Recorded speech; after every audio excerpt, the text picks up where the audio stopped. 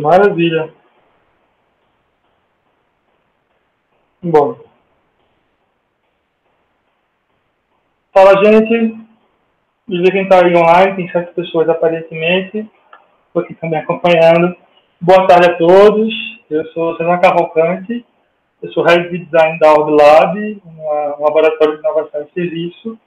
E hoje eu separei um material para vocês bem condensado sobre como é que design de serviço pode ser útil para esse momento que a gente está vivendo agora e para tantos outros, mas pensando agora sobre tudo.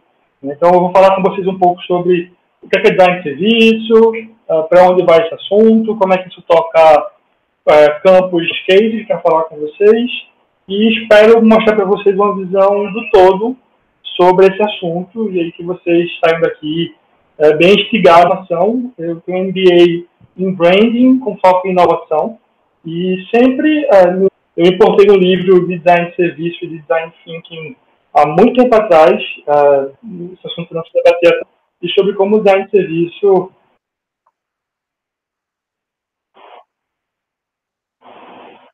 Certo, estou aqui, beleza.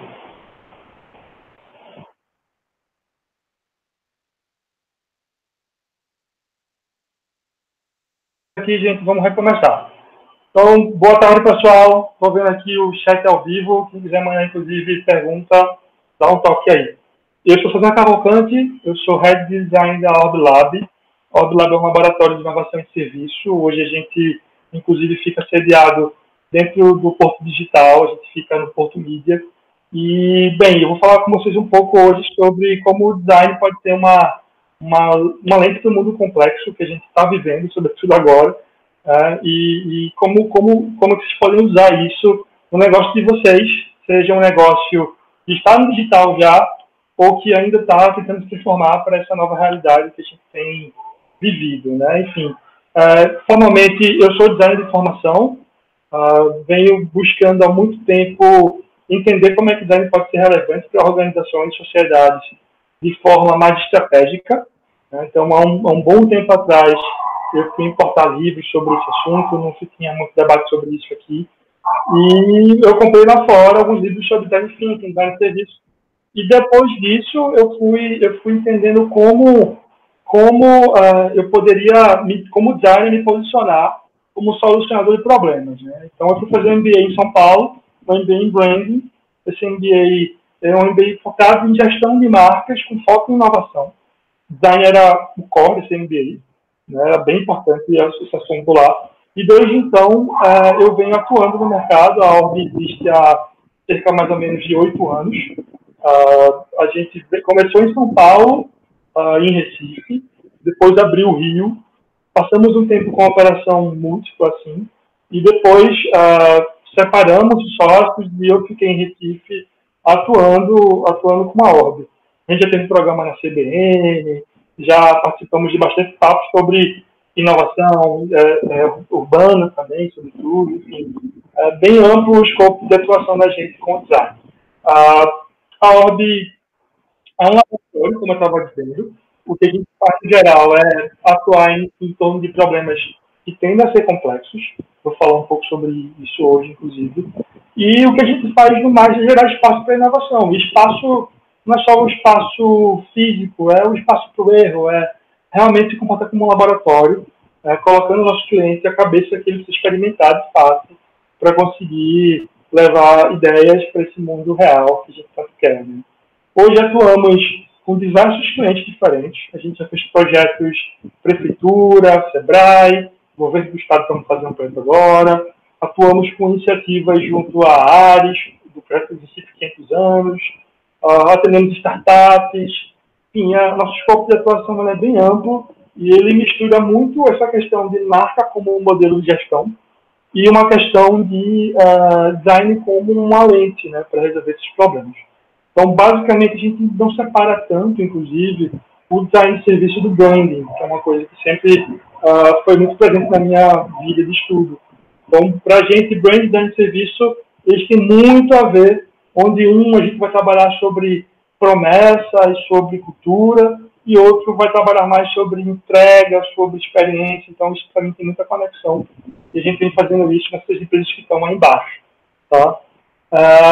Também dizer que a ORB, junto com uma série de voluntários, a gente organiza o Recife Service Jam.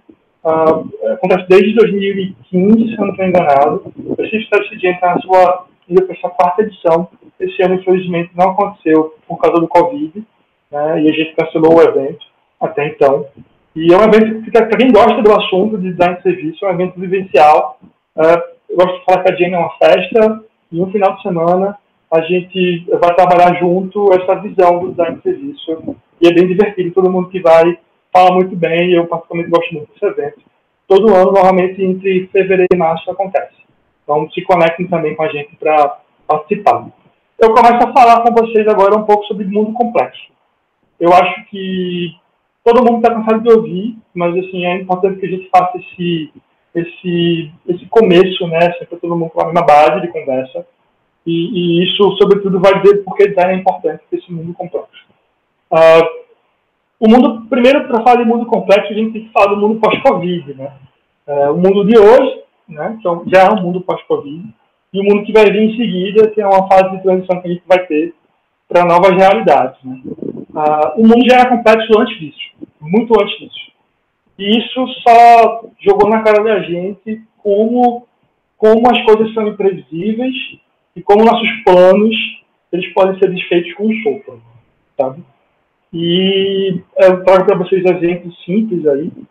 Singapura se adaptando a essa nova normalidade, com espaços aí ocupados, uma propaganda da Ucrânia falando sobre o delivery, né?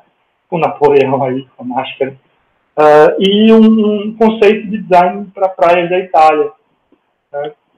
Como vai ser isso? Como vai ser essa volta? O que é que vai mudar de fato? Essas incertezas todas estão muito no nosso dia a dia agora. Já estavam para alguns, quando a gente pensa em inovação, né? Então, o certo ele é muito presente para quem trabalha com inovação. Mas, sobretudo, agora, todas as empresas de todos os tamanhos estão se deslumbrando com essa realidade, né? E não estava no digital, teve um susto, né? Teve que fazer toda a transformação, só teve que fazer as duras penas, né? E a gente não sabe o que vai acontecer em seguida. E lidar com a complexidade é uma coisa que a gente que empreende como todo, né? Não só que trabalha com inovação, mas que empreende, precisa ter em mente, né? No geral. E aí, quando falamos em problemas complexos, eu gosto de tentar explicar o que é isso. Assim, né? Às vezes parece que é só pirula e coisas bonitinhas, mas os problemas complexos, eles na literatura, eles são problemas são complexos, contraditórios, com requisitos mutados, sendo soluções normalmente difíceis de se conseguir encontrar, né, com clareza, em função da sua interdependência. Ou seja, as variáveis que estão no meu problema, que é a minha equação, elas se afetam e elas mudam o tempo todo. Então, empreender para esse cenário é um negócio extremamente complicado. As empresas todas estão tendo que lidar com isso. E a gente, dentro do design, tem tido uma experiência em lidar com essas variáveis, porque o design, eu vou falar um pouco sobre isso, ele historicamente tem um contato forte com esse tipo de pensamento mais sistêmico, né? E, além disso, um exemplo assim, de problema complexo, eu trago para vocês um tweet que eu achei muito legal, que coloca assim, é muito engraçado, né, entender que a economia está colapsando apenas porque as pessoas estão comprando o que elas precisam, né, só o que elas precisam. Já parando para pensar nisso, a gente fala muito sobre os problemas todos da economia que estão acontecendo, a gente sabe que as pessoas continuam comprando remédios, alimentação, isso tudo continua existindo e as pessoas continuam gastando com isso, inclusive tiveram um boom, né, de receita aí. Mas todo o resto as pessoas estão deixando de consumir, né, porque não podem, porque não querem, porque não é prioridade. E apenas com isso, né, muitas aspas que eu estou dizendo, a gente tem riscos de colapso e está colapsando e tudo mais. Quando a gente chega nesse problema, a gente está falando que é um problema complexo você ter consumo, né, e consumo que eu não preciso ter muitas vezes, né, não preciso ter de forma necessária de fato, e isso gera um colapso para mim. Como é que eu cresço e avanço como economia sem criar desigualdade ou sem criar coisas insustentáveis, né? Às vezes pensa sobre esses modelos que a gente vive até então. Então, são problemas complexos, né? E os problemas complexos, eles são o oposto do que a gente aprendeu a lidar. Nós aprendemos a lidar, normalmente, com esses problemas mais lineares, segmentados, previsíveis, repetitivos. Né? Nossa escola foi assim, a faculdade muitas vezes foi assim. E o Ken Robinson, no livro Libertando o Poder Criativo, ele fala sobre isso, tem um TEDx legal sobre isso, para quem gostar, e ensino, aprendizagem sobre tudo. Né? Isso tem muito a ver também com o futuro do trabalho, então, esse modelo que a gente aperta parafuso e usa as ferramentas que a gente sempre usou, né, para resolver esses problemas, esse mundo, ele de fato ele não existe, nunca existiu, né, ele era uma sensação apenas, né. E o próprio Ken Robinson falou que a gente está vivendo, né, não só hoje, mas está vivendo há um tempo, num mundo que não é linear, que não é que é conectado, melhor dizendo, né, que é multidisciplinar e é exponencialmente imprevisível.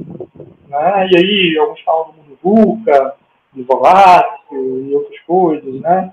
E tem muito a ver com isso, tem muito a ver com o futuro do trabalho, tem muito a ver com os negócios que estão criando e acontecendo hoje.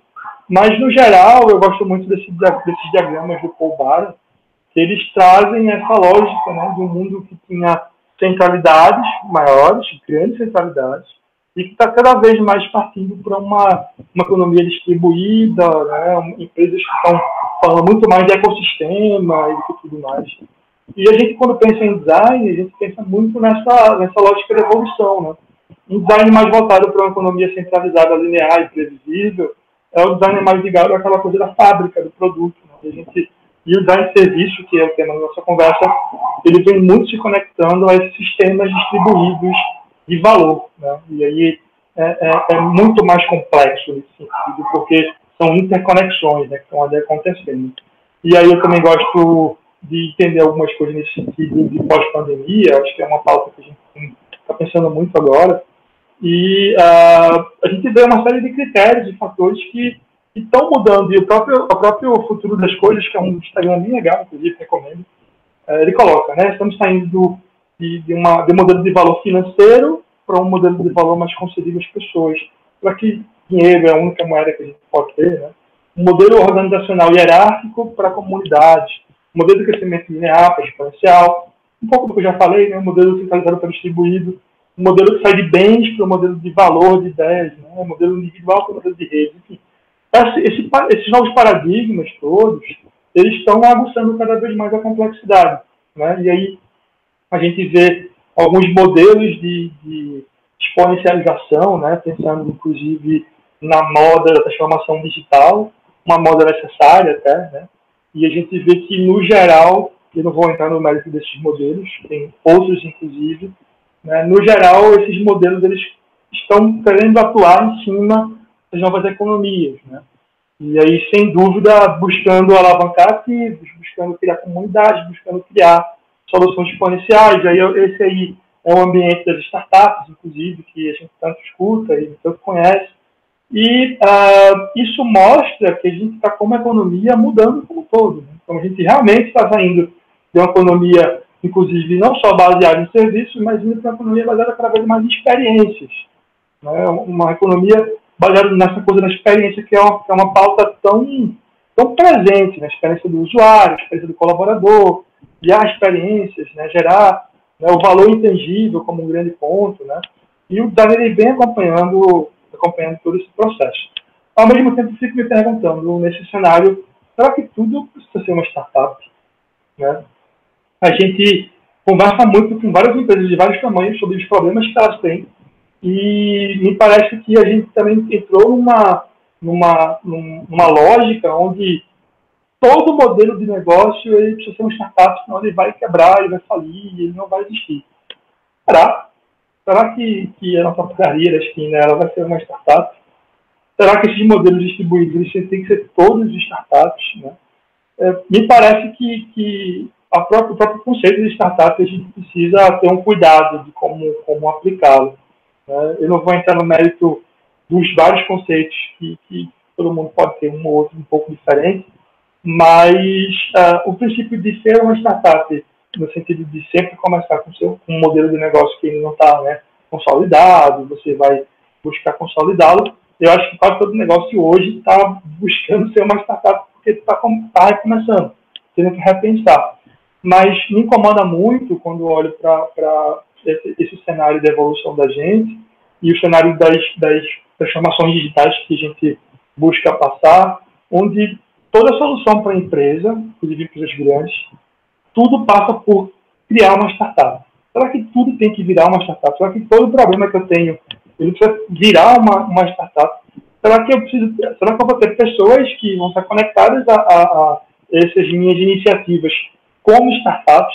Então, um pouco a filosofia que a gente tem na Orbe é tentar entender que as coisas podem ser mais sustentáveis, necessariamente serem exponenciais, mas que serem exponenciais é uma oportunidade que a gente pode, sem dúvida, nos abraçar com elas e entender. Mas numa situação de economia distribuída, nem tudo precisa ter uma startup, né? A gente pode ter coisas mais estáveis que centralizem aí eixos de outros modelos mais inovadores e mais soltos, né? Eu gosto muito de problematizar isso tudo, porque quando a gente fala de design de serviços, a gente está falando também sobre o pensamento sistêmico, sobre entender a consequência da gente criar inovação para as coisas. E aí tem umas tirinhas que eu tenho gostado muito de acompanhar, do Leandro Assis.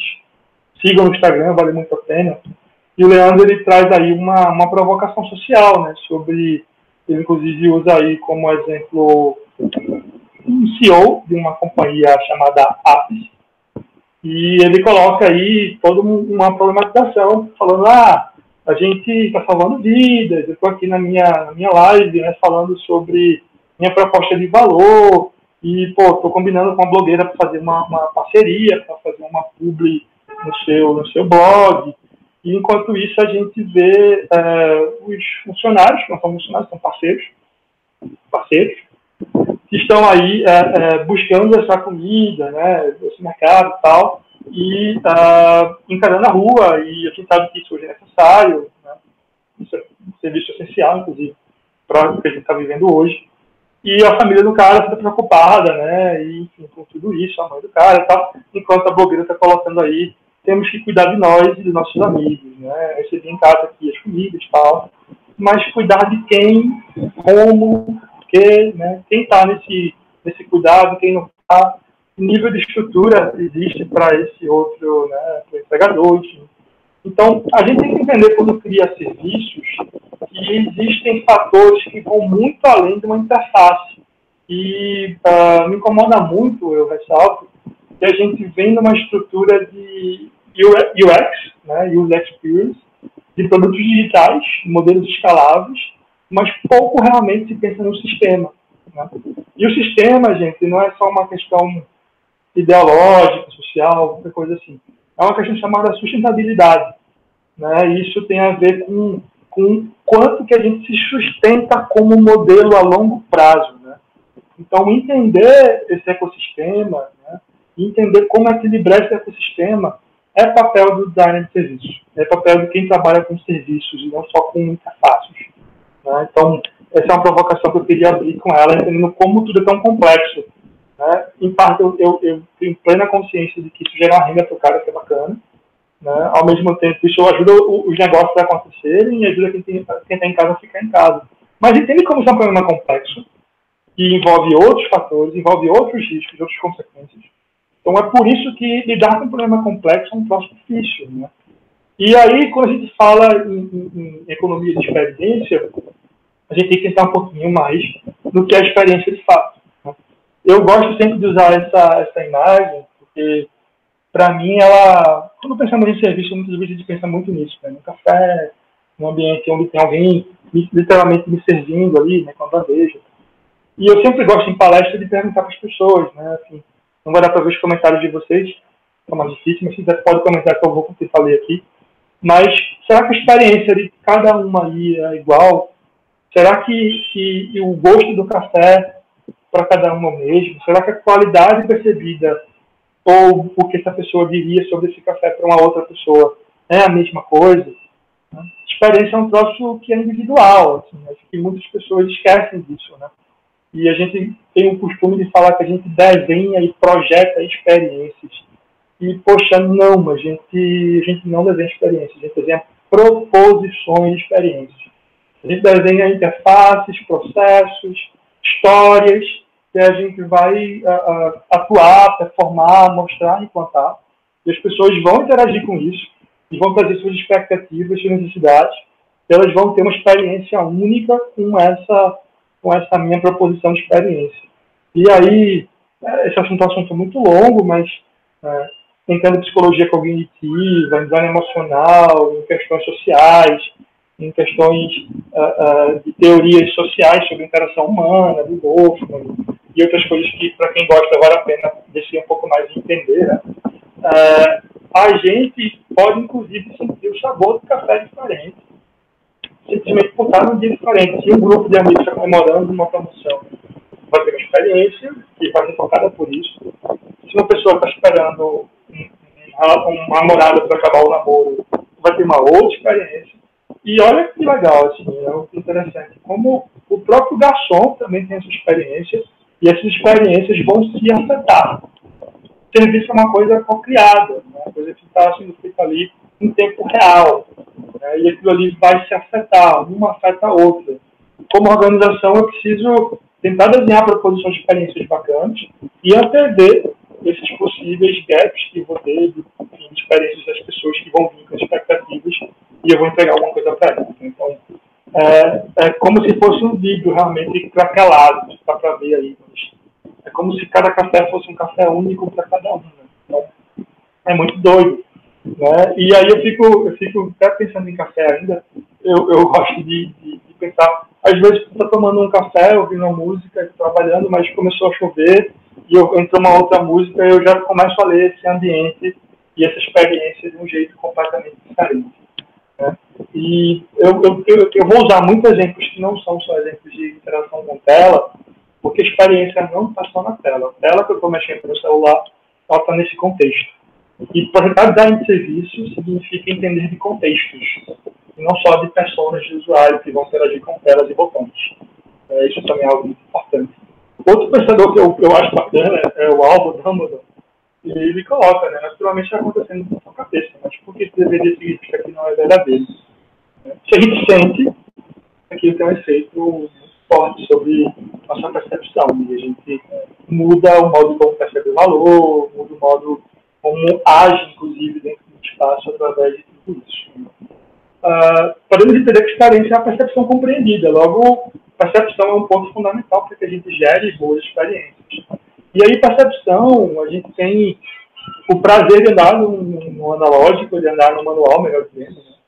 É diferente da experiência de você dirigir, ou melhor, ser dirigido por um carro autônomo. Que é diferente da lógica de você pedir um Uber. Tudo isso, gente, eu posso estar fazendo a mesma tarefa, que é buscar me locomover, ou buscar me divertir, ou sair para alguma coisa. E eu vou ter experiências completamente diferentes, com índices de experiências completamente diferentes. Muito se discute, inclusive, sobre carros autônomos e como esse serviço pode gerar interfaces que diminuam a ansiedade das pessoas, ou que diminuam o medo, ou aumentam a segurança. Ao mesmo tempo, quando eu penso em interfaces como do próprio Uber, o momento de pedir o Uber para o Uber chegar para mim, ele também é uma micro-experiência, aí falando já um pouco mais de interface, né, que eu vou estar, mas eu vou estar dentro de um contexto, eu vou estar em teste, dentro de casa, tudo isso vai contar, mas vão ser artifícios bem diferentes que eu posso usar e eu posso ter boas experiências ou experiências negativas com todos eles. Né? Então é complexo isso. Eu também gosto muito de pensar em experiência quando eu penso em coisas mais simples. Histórias que as lavadeiras, por exemplo, quando Ala, que é um produto feito para o Nordeste, né, o sabão em pó ele foi pensado muito na perspectiva de gerar um cheiro muito forte, porque essas lavadeiras elas usavam sabão e tivesse muito espuma. Se ele não tivesse esses feedbacks do produto, se esse produto não tivesse esses feedbacks de serviço, já entendo um pouco mais nessa cultura de serviço, a lavadeira tendia a não achar que estava lavando bem. Né? Ao mesmo tempo, outros desafios surgiram com o tempo. O próprio produto de sabão líquido, né? As pessoas tendem a utilizar muito sabão líquido porque elas não veem muitas vezes as bolinhas saindo. E aí, todo um trabalho para fazer com que eu saiba a quantidade certa para colocar, ou eu use. Talvez a empresa não queira que você realmente use pouco, né? Use muito e por isso mesmo você compra mais, mas já é um outro paradigma de experiência nesse sentido. Então, é muito importante a gente entender os tipos diferentes de experiência e as funções que essas coisas podem apresentar. Né? O próprio enxaguante bucal, se a gente tomar e ele não arder, muitos de nós vai achar que ele não está funcionando. Então, quando pensamos em serviço e experiência, a gente está pensando em não só ser mais rápido, ser mais ágil, mas também em significar coisas. E a gente ter esse cuidado de significar coisas. E aí, para muitos dos serviços, a gente vai ver mais frente que podemos entender que tudo pode ser a mesma coisa, mas tem uma preocupação muito grande com isso também. Eu gosto muito de uma fala de Rafael Cardoso, falando sobre experiência, que para quem é de design talvez conheça mais, né? Mas ele fala assim, a primeira garrafa de champanhe nunca será igual à terceira, nem muito menos parecida com aquela daquele de especial. Falar algo mais ou menos assim. E é isso, a gente tem até o gosto do champanhe, até o momento na memória da gente, ele vai ser diferente de acordo com o contexto, mais uma vez, disso. Então, lidar com experiências, gente, lidar com um negócio muito complexo para poder a gente tocar, arranhar e entender. Não é só colocar post-it na parede, não é só fazer um teste com o usuário, com o aplicativo no laboratório, e isso vai responder. Não é só fazer uma pergunta para esse usuário em casa, ou enfim, um questionário simples, e isso vai ser resolvido. Então, por isso, a gente está discutindo um pouquinho sobre a experiência, para a gente respeitar a experiência e saber interagir legal com ela. Tá? No geral, a gente pode resumir que existe um fato objetivo, que é a dita realidade, e aí tem correntes da psicologia que necessariamente vão entender que realidade realmente existe, porque a realidade é a percepção que a gente tem sobre o fato objetivo sempre, a todo momento. Minha imaginação não para, né? E vai ter de toda forma um fato objetivo, subjetivo, melhor dizendo, que é o fato de eu percebi, né? Que eu senti ali, o que minhas experiências que eu trouxe até agora, o que ser eu, né, gera de percepção sobre isso. Tá? Então, esse é um ponto fundamental para entender a experiência. E o que design tem a ver com isso? Eu fiz toda essa argumentação sobre experiência porque design, desde muito tempo, ele é uma disciplina que ele toca muito com experiência. Né? Quando a gente vai para um diagrama ontológico do Gibbon Six, que é o autor de design, ele coloca que design é um estudo que envolve o usuário, envolve a ferramenta, envolve a ação afetiva. Design é um estudo sobre a interface, sobre como a interface ela pode ser melhor para aprimorar esse processo, essa tríade aí. E isso tem muito a ver com semiótica, né?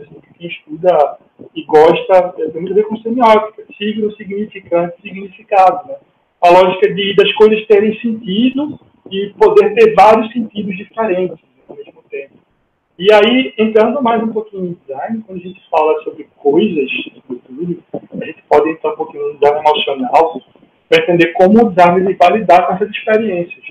E o design vai lidar com essas experiências entendendo que a gente tem gostos e coisas que são sociais e também são de respeito às funções práticas que a gente coloca para as coisas. Então, esse é o material do livro do Porquê a gente ama ou odeia as coisas, né, do Norman.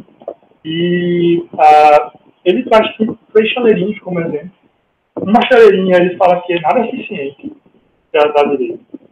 E aí, assim, não é bonita, não é útil, mas o autor coloca que ele adora se deixar nela, porque isso libera histórias para as pessoas que vão visitar esse autor. O Norman. Então, esse é um livro que a gente chama de reflexivo, uma capacidade que a gente tem como ser humano de alcançar na nossa cabeça esse patamar de criar simbologias e usos diferentes para a coisa. Então, a praticidade para ele, o serviço que ela presta para ele, não necessariamente é um serviço funcional, e sim estético e talvez de interação com as pessoas. A do meio, para a esquerda, ela é prática, mas não tem um visual necessariamente tão bonito assim.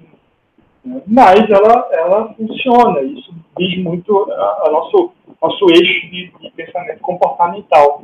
E por último, na esquerda, o visceral, que é aquela coisa de que a gente às vezes nem é a melhor, mas ela tem a coisa do vídeo, do brilho, que são coisas que na nossa cabeça ela capta como coisas esteticamente interessantes. E às vezes eu escolho aquilo ali por esse motivo. Eu coloco ali o chá, eu consigo ver os tons do AMBA, do chá e tudo mais. Isso diz muito respeito à parte visceral, que o entender nem queria ter consciência reflexiva ou comportamental de por que isso é legal. Então, isso é só um exemplo de como o design, por exemplo, lida com a experiência das pessoas em relação a objetos. Isso aqui é algo tangível, mas poderia ser um serviço. O serviço, inclusive, tem um monte de coisa tangível no meio do serviço. Né? Então, é fundamental que a gente entenda esse tipo de coisa. Outro ponto muito forte do design em relação ao serviço foi a evolução para entender o usuário. Né? O paradigma do usuário no design é um paradigma até recente, né? E aí o usuário que vai interagir com o computador, né? Objeto que surgiu ainda assim há pouco tempo. Né? E aqui a gente tem dois exemplos engraçadinhos, em que o usuário não consegue baixar o som, porque ele sempre que vai não consegue. E outro que faz aí uma coisa simples, uma simples letreiro de comunicação de preço. Né? E aí eu passo para vocês verem nas suas mentes como é que vai detalhar esse negócio de Deus, frango, assado, fiel, 9,99. Enfim, hierarquia da informação, uma coisa simples de design que a gente, às vezes, dentro de uma lógica de serviço, pode sofrer atrapalhos. Né? Então, a usabilidade ela faz parte do serviço e como disciplina no grande campo. Né? E tem vários componentes ligados à usabilidade, eficiência, memorabilidade, a prevenção de erros, satisfação de interagir com tudo isso. Isso se aplica muito, sim, a design de serviço também. E aqui eu trago um exemplo que eu gosto bastante, que é mostrar como uma coisa trivial. E aí a gente pode, inclusive, entender como design também isso. Como uma coisa trivial, como apertar um sabão, como isso pode ser significativo. E como eu posso ter uma situação ordinária, simples, uma situação preferível. E esse nível de interação, que toca várias coisas, fala muito sobre o binômio que a gente está muito acostumado a trabalhar, que é forma-função. A gente vem de uma escola inicial que é forma segue função, ou seja, a função é o que vai dizer como a forma é. E às vezes eu ofereço algo que pode ser menos eficiente, mas que tem uma forma tão bacana.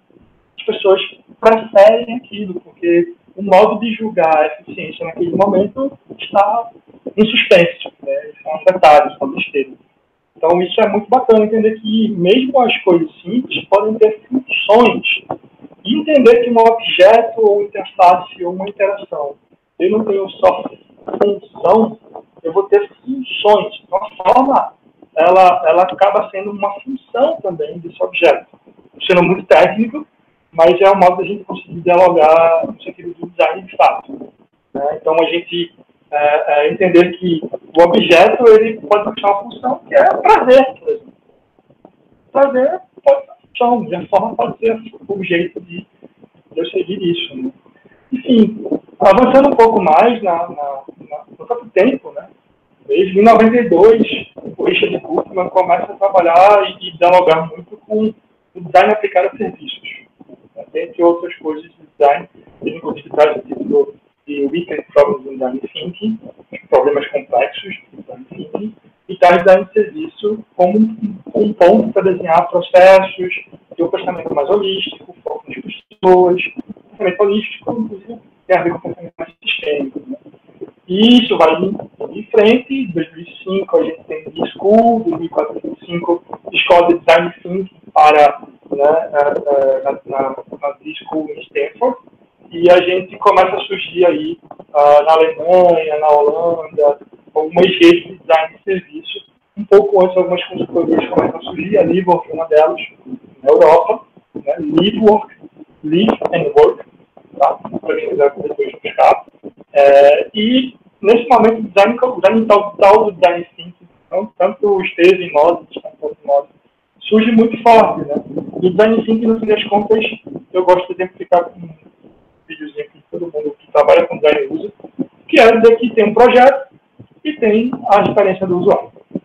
E muitas vezes a gente não precisa ter muita coisa para fazer um projeto bom. Né? Precisa ter uma grande complexidade. As coisas estão brincando lá de fora do escorregador. Será que eu deveria construir primeiro para depois ver? Como é que é isso? Né? Então, o paradigma do design thinking é envolver o usuário no processo e durante todo o projeto, a gente pensar em ferramentas que possam nos ajudar a construir isso em conjunto, testar hipóteses e tudo mais. Que eu acho que muitos de vocês já devem ter tido contato, mas ressalto que é muito difícil que a gente consiga, no nosso comportamento de gestão de projetos, aplicação do projeto em si, de fato fazer design thinking. Boa parte das empresas usam só alguns princípios ou acham que estão fazendo e não estão fazendo. Mas o design thinking, ele se relaciona com o design de serviço como se fosse um motor. O design thinking é uma abordagem, o design de serviço é um conjunto de ferramentas e um framework de ferramentas que a gente utilizar para projetar serviços, né, no geral. O design thinking ele pode projetar um modelo de negócio, uma estratégia, produto, né, algo tangível ou intangível. Né? E esse conjunto de ferramentas pode ser o melhor possível. A gente utiliza ferramentas de tecnologia, de negócio, de tecnologia, e vai fazendo uma grande mistura de tudo isso. O design é uma ciência social aplicada, então ele vai convergindo o pensamento de teoria em prática e experimentando, né, ferramentas de outras áreas para criar novas coisas. E a gente utiliza tudo isso, eu não vou entrar nos detalhes porque são muitas coisas, mas, sobretudo, eu ressalto que a gente tem muito o engano de deixar que design thinking é isso. Design thinking ele é muito mais uma lente. Como eu coloco, ele é um framework, ele é uma abordagem, ele não é uma receita precisa do que fazer. Ele dá para você um norte do que você vai fazer e você vai encaixando ali ingredientes que você acha desse conjunto de ferramentas que resolve melhor o seu problema. Né? E aí, fechando um pouco esse conhecimento, a gente tem que entender que pensando em lógicas de mercado, a gente vê muito hoje o UX, né, muito forte. E o UX ele diz respeito muito à interação das pessoas com coisas, com produtos, com pontos de contato. Pode ser uma interface, pode ser uma finalização, pode ser um banco. Inclusive, existe o UX fora do digital, olha só. É importante que a gente tenha essa visão. Né? Então, pode ser o user experience de um formulário. Inclusive, tem casos clássicos de votação nos Estados Unidos, que existia ali uma hierarquia de informação ruim, e a eleição toda saiu toda torta, deu problema, teve que voltar, foi caro. Eu não vou lembrar o certo onde está isso, mas, se eu não me engano, no documentário Abstract, a Paula Scher, da Pentagon, ela fala um pouco sobre isso lá. Vale a pena ver essa história. Mas, assim, UX não é só digital. E aí, a gente vai para o design de experiência, né? O design da interação, de experiência que pode entrar uma série de coisas, do mundo físico, do mundo digital, do mundo processual. Isso tem a ver com o ambiente, isso tem a ver com a economia, tem a ver com tudo que essa pessoa interage, ela pode experienciar. E o design de serviço, ele está mais ao todo, né? Assim, envolve uma lógica mais holística, mais sistemática da coisa, porque ele vai, inclusive, pegar toda uma concepção de gestão, de processos, de sociedade, de ecossistema, né? E não só da interação do usuário com aquela ferramenta naquele momento específico. Então, ele envolve a combinação de todas essas disciplinas, né? Então, a interface, o pensamento mais tático de como funciona isso, até o pensamento mais estratégico, né, de como funcionaria isso. O approach é o design thinking, é um motor, é um modo de você pensar. Né? E aí o framework que a gente usa normalmente é o Human-Centered Design, o design centrado no ser humano, no usuário, tanto faz. Esse é um framework, é um paradigma atual da gente. Quando digo a gente, eu digo quem está atuando com design no dia a dia de hoje. E ele é só um paradigma, viu, gente? A gente nesse mundo complexo está, inclusive, revendo esses paradigmas. Porque não é que vai deixar de pensar no usuário e no ser humano. Mas, primeiro, isso antes as pessoas não pensavam tanto, então por isso é importante isso acontecer. E segundo, é que pensando em modificação do meio ambiente, por exemplo, e as consequências para o meio ambiente, elas podem virar outros paradigmas, sem esquecer do usuário, mas focando numa regeneração, por exemplo, social, né, ambiental, enfim. Mas é legal que a gente olha para a coisa assim e a gente começa a entender melhor as coisas, porque muitos surgem pensamentos tipo, mas e sócio do cliente? É o quê? O sócio do cliente é design de serviço? Não, o sócio do cliente ele é mais um framework que eu vou plugar nesse negócio aí. E ele vai trazer para mim métricas sobre a gestão de produto digital para que eu utilize e eu gerencie meu serviço. O design de serviço ele é uma ferramenta muito mais de projetar. de interagir, de implantar, de pensar, de resolver, de buscar. Enquanto o sucesso do cliente é uma coisa que se complementa a isso. E ele vai trazer aí para a gente um framework de métricas para poder a gente medir churn, medir time life to value, dentre outras coisas que a gente queira medir, e muito pautado nessa economia de experiência que a gente está vivendo hoje, né, em produtos digitais. Fez com que várias empresas que têm esses produtos digitais comecem a pensar em, poxa, eu preciso fazer alguma coisa no setor de relacionamento com o cliente, de observação dele, para que esse cara use bem o que eu estou entregando para ele, caso contrário ele vai cancelar. Né? Então, esses modelos de negócio por assinatura, né, de fluxo contínuo, essas ferramentas vêm para isso. E quem trabalha com design de serviço precisa conhecer elas também. É fundamental que a gente que tem esse pensamento de projetar coisas, a gente entenda do mercado, entenda da gestão disso, entenda como funciona a satisfação e qualidade de serviço também nesse cenário. Então, são coisas complementares. Eu gosto sempre de ressaltar esse ponto. Bem, o que é design de serviço, então? Né? Eu tentei dar para vocês uma visão ampla, eu espero que tenha sido claro para vocês. Mas design de serviço, eu gosto de mostrar mostrando primeiro um produto. E eu pergunto para vocês, para que serve isso? A gente, a priori, pode falar várias coisas, né? Da conforto, segurança, a gente pode falar em conferir status, a gente pode falar em viajar, a gente pode falar em se aventurar, a gente pode falar em representar a personalidade, né?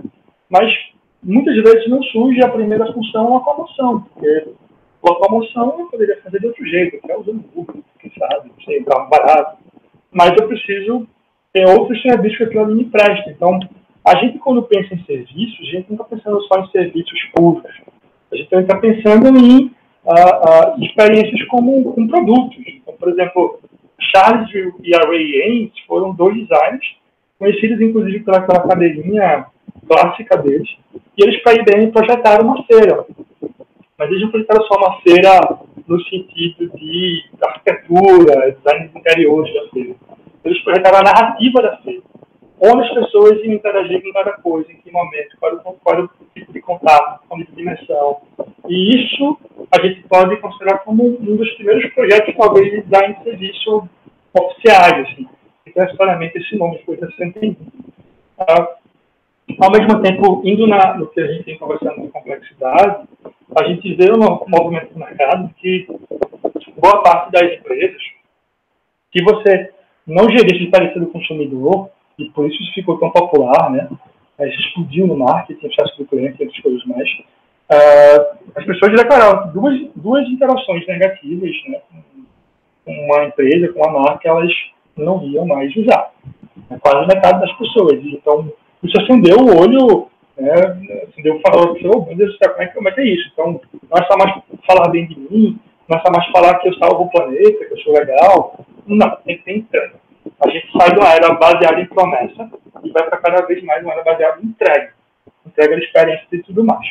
Ainda indo para umas questões mais técnicas, a Lynn Shostak, por exemplo, ela era executiva do Citibank e em 84 ela fez um artigo chamado Design em Serviços que Entregam.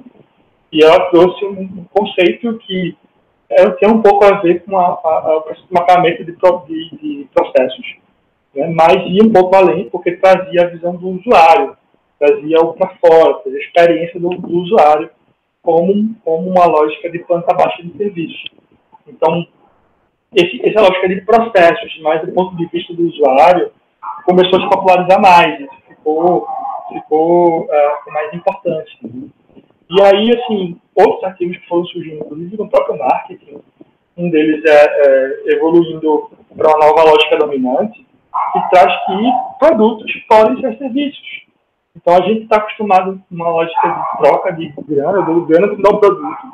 E esses caras trazem uma lógica de, poxa, se eu estou pegando o produto contigo, nossa relação começou agora, ela não acabou agora. E antes de eu chegar até do produto, eu talvez tenha te conhecido, tenha interagido contigo de alguma forma. Então, o serviço está no antes, durante e depois. Né?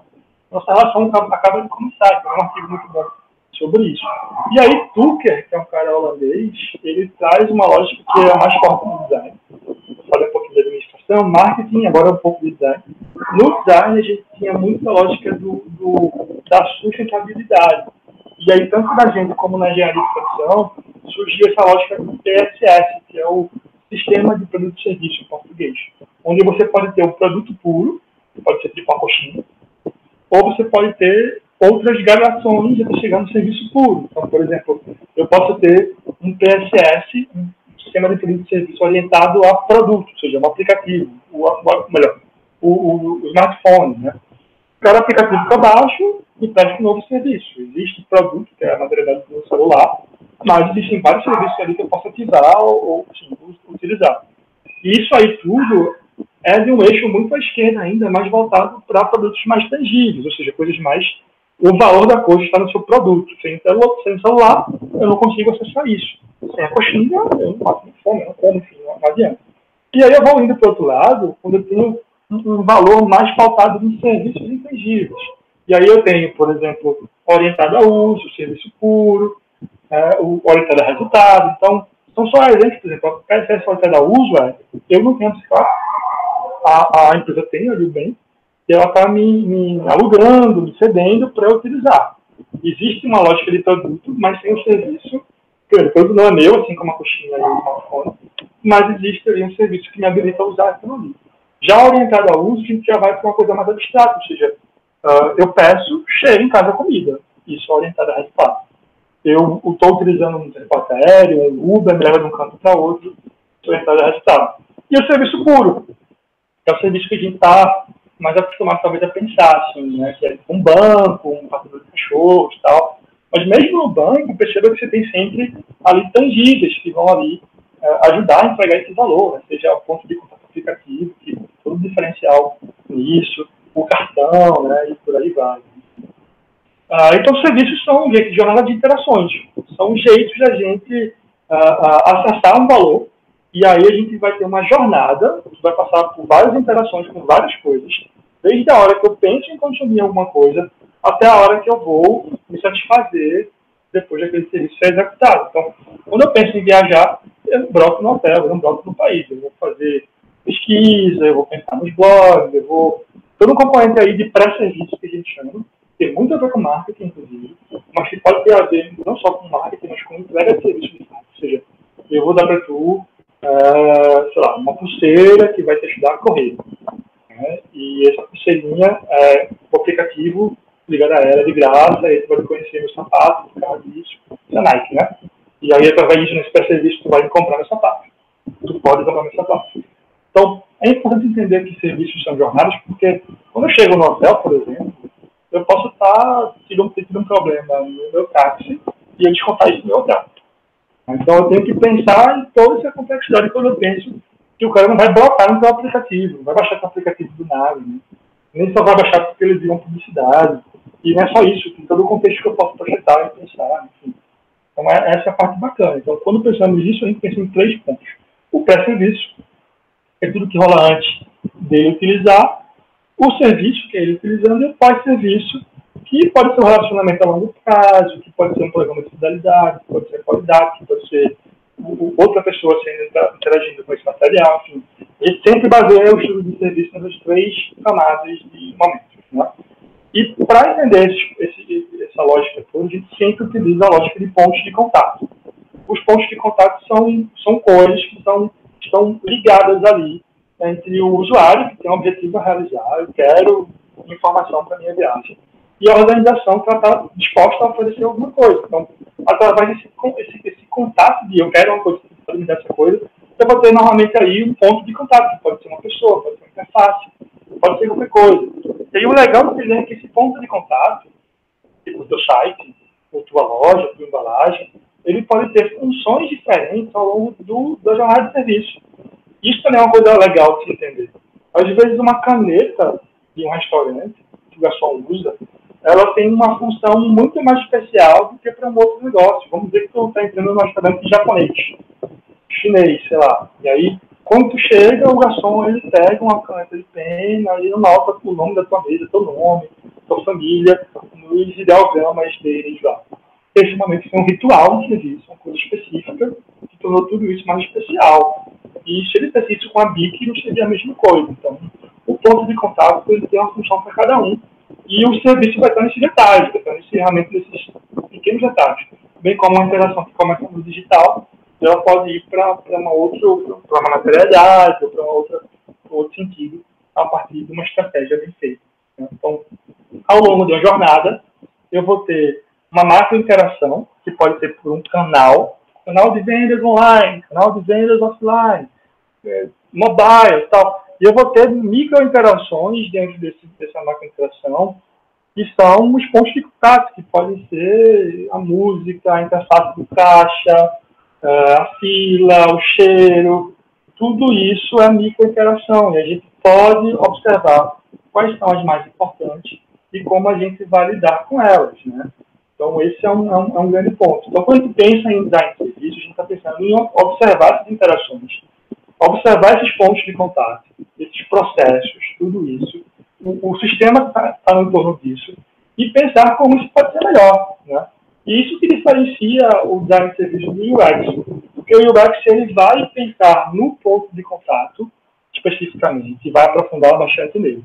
Enquanto o service design de serviço ele vai pensar em os atores envolvidos ali, nos sistemas que tem que estar ali no entorno disso para isso poder acontecer, né? Em questões de ecossistema, de descarte, de funcionamento, de treinamento, de cultura, de contexto, né? Os caras vão usar esse aplicativo em qual lugar, e como, e a luz, e o momento, e o processo depois para disparar um outro e-mail para o cara, enfim. Em toda essa complexidade que a gente precisa ter, né? Então, eu gosto sempre de dizer que serviço é como mudança. A gente depende muito, muito do outro para que a coisa aconteça bem. E aí, por isso, a gente tem que conhecer muito bem o outro para poder fazer com que esse serviço tenha um bom desempenho, né? Então, essa é a grande ideia. E também falar que a gente, quando pensa em serviço, a gente está pensando sempre nas pessoas que estão ali por trás daquele serviço. A gente vê, às vezes, aí o Mickey, né? Todo mundo quer ter um serviço da Disney. E, poxa, atrás daquele Mickey tem um cara suado, tem todo um trabalho para ser feito. Se esse cara não estiver bem performando, ele nunca vai performar bem no palco, né? Não quer esse serviço, né? Sendo ele presencial ou digital, né? Enfim. Então, falamos que a experiência do colaborador é um serviço para dentro, né? Junto com toda essa lógica de marca, de promessa e tal, tudo isso vai impactar na experiência do cliente, no fim dos contos, de compra, enfim. E isso tudo se retroalimenta, né? Essa história se retroalimenta. Eu trabalhar nesse lugar, eu tenho que atrair pessoas que combinem com esse serviço para conseguir desempenhar um bom papel e ter uma clareza do que eu quero entregar para poder fazer isso, enfim. Então, isso é fundamental no geral. Então, estou com pouco tempo, vou mostrar para vocês um pouquinho de como a gente pode fazer para poder mapear e desenhar proposições, experiências, né? Eu trago para vocês um pouco de provocação, porque a gente vem do mercado, tem muitas simplificações, onde as pessoas colocam um passo a passo da jornada do cliente, mapeiam isso de uma reunião só. E, claro, acho que isso é importante, isso é o começo para que a gente consiga pensar mais no usuário, fazer as pessoas e tudo mais. Mas isso não é suficiente, assim, a gente tem que entender que a experiência é um troço bem mais complexo. E não é só ter um passo a passo padrão que a gente vai conseguir ter uma boa estratégia, uma boa experiência. E um outro passo a passo, o topo do funil sempre vai ser tudo isso. Depois do meio do funil, depois do final do funil da compra, né? Pensando no funil de vendas aí. Mas, será que o seu produto digital, esses modos de contato digitais são as únicas ferramentas? Que outros momentos podem acontecer? Mesma coisa no teu negócio, que é um negócio talvez analógico. No teu modelo de negócio hoje, será que só é o presencial? Será que o digital também pode desempenhar um papel fundamental nisso? Então, é importante que a gente, quando pense em fazer projetos sérios, desse tipo de intuito, a gente não compre as fórmulas prontas. A gente pode começar por elas, mas sempre com um olhar crítico, né? Então, aqui já é uma que eu gostei um pouco mais. Pontos de contato que eu controlo e alguns que eu não controlo. A gente tem feito trabalhos que vê que muitas vezes os pontos que você não controla de contato, que pode ser, por exemplo, um parente que vai dar uma opinião sobre uma compra, uma mãe, uma esposa, um marido, enfim. Qualquer outra coisa que você não controla, às vezes são muito mais importantes do que aqueles pontos que você controla. Então, como é que eu vou influenciar pontos que eu não controlo? Ou que outros pontos eu posso criar de contato com esse cliente, fora o meu canal no Instagram, né? O meu conteúdo inbound. né, que todo mundo está fazendo. Tem que fazer melhor, mas todo mundo está fazendo. Então, como eu consigo, a partir de quem eu sou, olhar para isso com um carinho diferente? Vou mostrar para vocês 2 projetinhos rápidos que a gente tem feito, que eu preciso ilustrar um pouco a cabeça de vocês sobre isso. Um é um projeto que é um desenho de serviço do zero, que é completamente diferente do desenho de fazer um head de serviço. Tá? Tem serviços que já são mais existentes, padrões, sei lá, bolo, café. O serviço de café, mais ou menos, todo mundo conhece como funciona. Então, você pode redesenhar o serviço de café para você, ter seus diferenciais, resolver problemas específicos. A gente, inclusive, já fez um que a pessoa tinha poucas mesas e tinha um problema sério de pessoas que usavam as mesas e não consumiam. Então, era um design de serviço voltado para isso, né? Nesse caso daqui foi um desafio maior, assim, foi durante 500 anos, a gente ainda está trabalhando nesse projeto, e a ideia aqui é um projeto que vai conectar 2 áreas da cidade, acho que estão nesse mapinha aí, é um mapa por renda, né? A gente tem uma renda maior de um lado, que é a Jaqueira, Pedra Forte e tal, e do outro lado uma renda menor, que é ali a Caxangá, Parque Exposição do Cordeiro e tal. E vai haver um projeto de barco solar, que vai atravessar de um canto para outro, e a gente foi ajudar a desenhar esse serviço de mobilidade. E aí, assim, é um longo processo falar sobre esse serviço, mas a gente chegou a desenhar toda a lógica de pré-serviço, serviço e pós-serviço, pensando que algumas etapas eram mais importantes que outras, que é um serviço que ainda ia ser feito de piloto, para avaliar e aprofundar. E cada pontinho desse que está aí, descobrindo o serviço, definindo rota, esses 2A, a gente explode nisso num conjunto de soluções que dizem respeito a este momento daí. Né? Essa é uma interface de uma jornada mais geral de uso desse serviço. Aqui já traz um outro viés, é um mapa de serviço em relação à sua gestão. E entidades, e aí a gente explorou vários mapas diferentes de modelos distribuídos, concentrados, como funcionaria esse serviço a partir, né, de gestão, funcionamento, estruturas, como tudo isso se organiza, né? E aí a gente tenta entender as possibilidades e as consequências que isso tem para essa prestação do serviço. E sim, pode ter aplicativo, pode ter placa, e a gente chegou a testar algumas telas também, chegou no X do aplicativo, mas não cheguei a desenhar necessariamente o desenho do barco que vai ser feito em seguida, inclusive usando nossas informações. Né? Aqui já é uma coisa bem mais complexa, é o que a gente chama de blueprint, né? A gente tem aí momentos, intenções, pontos de contato, atitudes operacionais, gestão operacional e suporte da administração pública, que aqui no caso envolve também setor público. Então, para cada ponto desse, a gente tem comentários para cada ponto desse. Então, desenhar o X de um ponto como esse, eu vou ter que escolher um certo momento para desenhar a experiência do usuário navegando, a experiência do usuário comprando ticket. Então, a gente, normalmente, quando desenha um serviço novo, a gente dá um zoom dentro daquilo que a gente pode fazer. Depois vai aprofundando conforme aquilo ali vai crescendo, vai sendo aplicado, vai implantando e tal. O outro é o do Sebrae, para a gente fechar. O do Sebrae, a gente desenhou um novo serviço de atendimento presencial, né, para as pessoas que vão até o Sebrae. E a gente trouxe uma lógica de atendimento coletivo, que é uma visão que o Sebrae tem do futuro, inclusive agora está fazendo muito isso. E a gente trouxe experimentos de antecipação para esse futuro. Então a gente criou uma visão em conjunto com o Sebrae de como seria a experiência de atendimento já existente deles, entendeu todo esse atendimento como é hoje, descobrir, usar e se lembrar, fomos entender cada pontinho desse, com várias pesquisas diferentes, e a partir disso a gente foi trazendo a lógica de como é hoje essa jornada simplificada para uma nova jornada de serviço, adaptada, readaptada, com soluções que se encaixam em cada ponto desse. Soluções que podem ser um agendamento digital, que vai ter toda uma lógica. Então, aqui a gente entrou um pouquinho no X da coisa, e isso tudo deu diretrizes para como implantar essa lógica toda. E aí, sim, como o serviço é uma coisa que tem infinitos usos, a gente, quando desenha um serviço novo, a gente tende a trazer histórias de uso. Assim como na usabilidade de sistemas, né, a gente tenta trazer uma história de uso mais macro e mostre mais ou menos os potenciais usos desse serviço. Tá? Então, é isso que a gente normalmente faz com esse tipo de trabalho. Eu gosto, e vocês que queiram começar a trabalhar com serviços, eu recomendo testar o pensamento sistêmico. que é um pensamento que tem, inclusive, um cara que trabalha assim, how to make a toast, como fazer uma torrada, né? E aí você vê que ele pede para as pessoas desenharem isso, né? E ele vai se atendo a quantos links de nós esse processo que você desenhou tem. E aí, com base nisso, você pode fazer, desenha com 5 nós, com 10 nós, com 15 nós.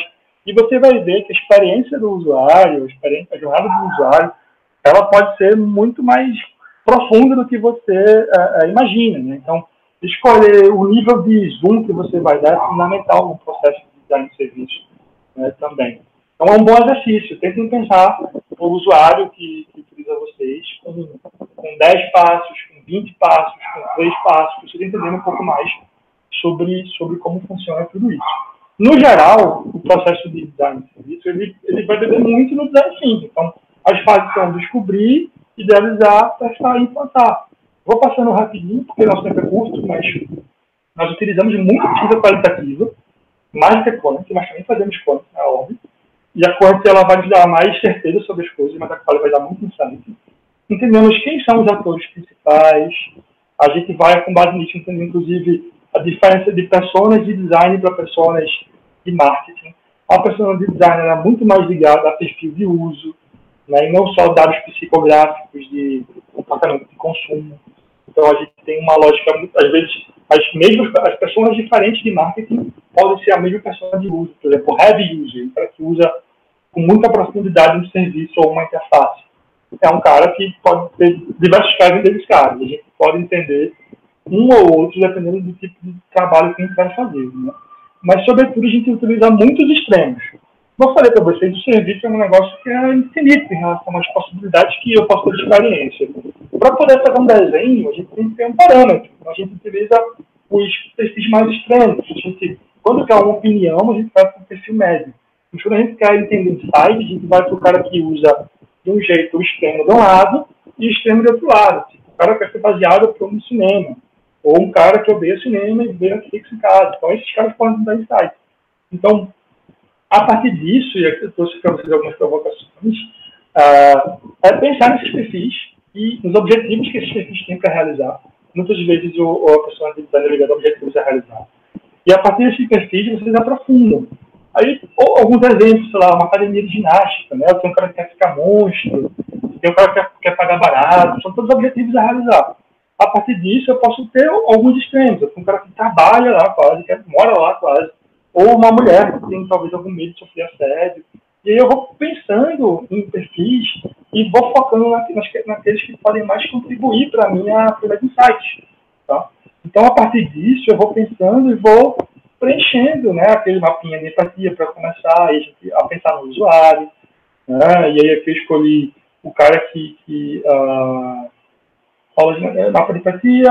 Esse cara daqui é uma pessoa que já cuida da saúde, que quer aula de ginástica, e para isso o difícil é conseguir se manter ativa apesar de não gostar do ambiente. Uma pessoa que odeia o ambiente da academia. É um perfil mais extremo e ela vai para lá forçada. A tendência de desistir é muito grande.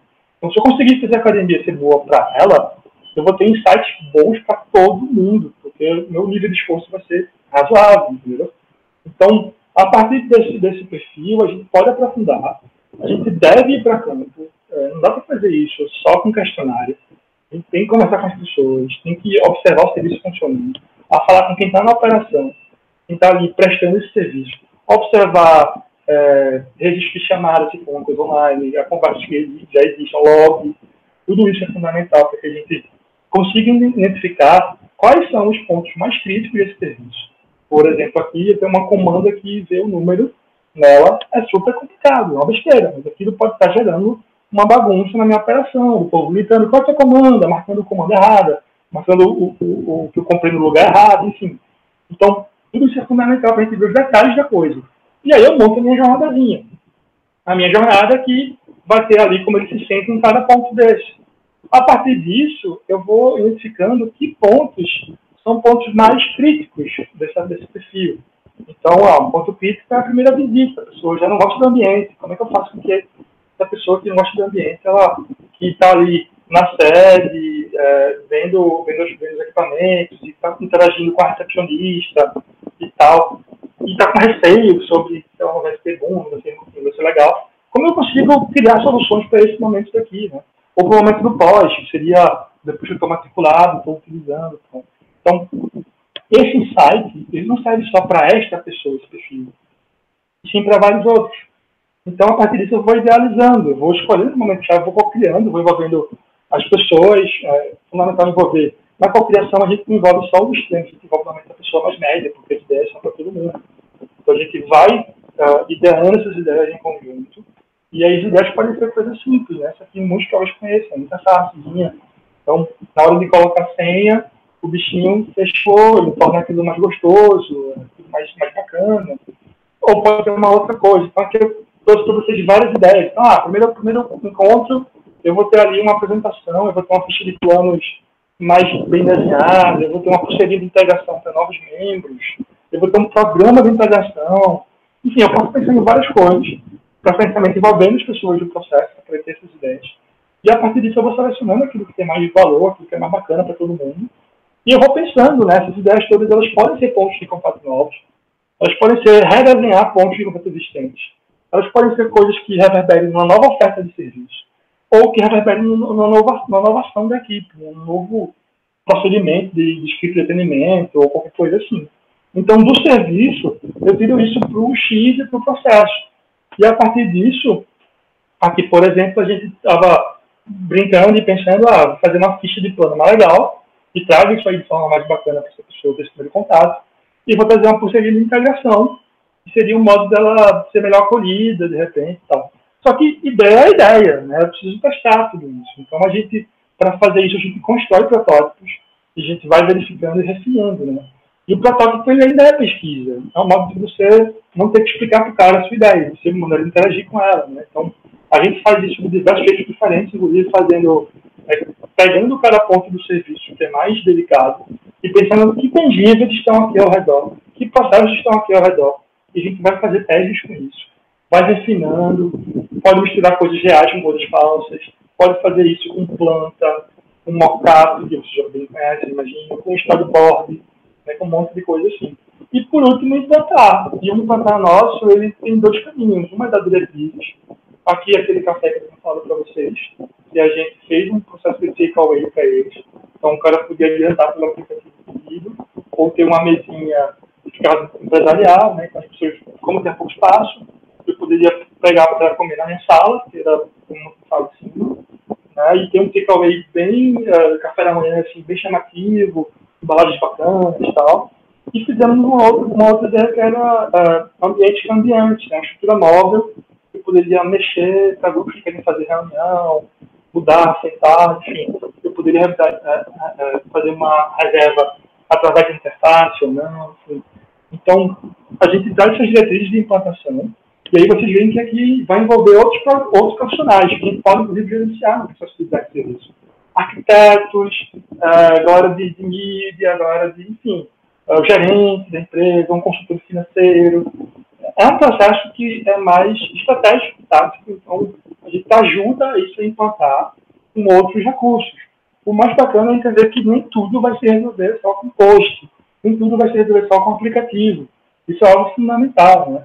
Então a gente, quando coloca isso, inclusive, a gente tenta dar para ele uma visão de MVP, né? Uma visão de que métricas vai colocar, de fator uau, de como fazer isso acontecer, mesmo sendo pequenininho e barato, ter um certo uau emocional que gera aquilo ali, vai ser uma coisa legal. Então, fechando, meu tempo finalizou, é fundamental que você pense muito no objetivo do seu cliente, o objetivo é realizar, pensar em design precisa disso, descobrir como é que ele resolve isso hoje, independente de você, descrever essa jornada, anotar o que é bom em cada ponto desse, e discutir com ele pontos, co-criar com ele como resolver isso para ser melhor.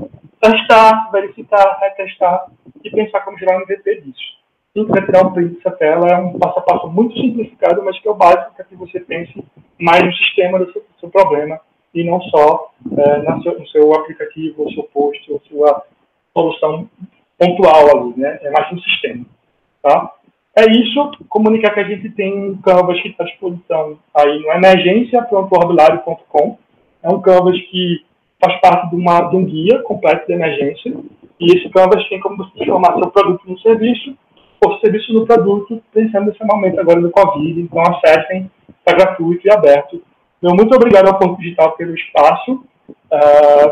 Espero que tenha sido útil para vocês, assim, essa visão geral. Se quiser falar com a gente, pode me chamar oi@orblab.com ou César Cavalcante nas redes sociais. Estou por aí, pelo Porto também. É um prazer conversar com vocês, tá bom, gente? Obrigado, um abraço.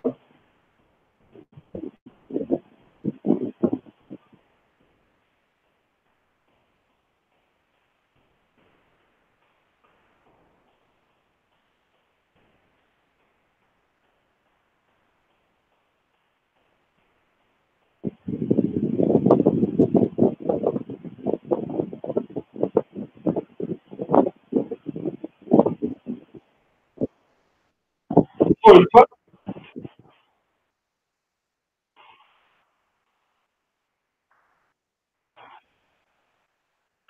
massa.